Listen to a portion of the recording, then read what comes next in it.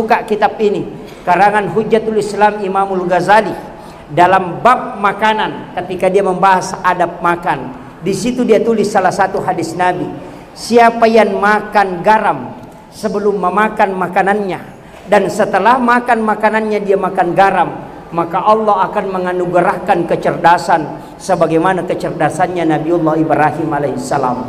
Itulah rahasianya ulama dulu. Kalau ada anak-anak mau cerdas, suruh dia makan garam sebelum makan nasi, dan setelah makan nasi suruh dia makan garam, karena dia akan dicerdaskan otaknya. Karena itu doanya Nabi Ibrahim.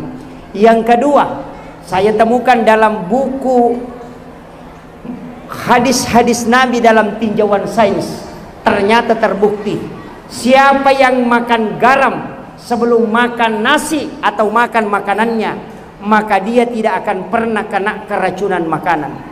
Itu hikmahnya luar biasa.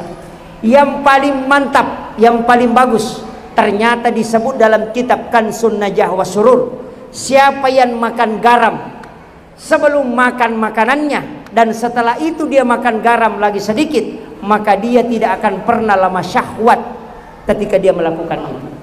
Jadi barakahnya itu Pak, tidak akan lama syahwat orang yang makan garam sebelum makan nasi.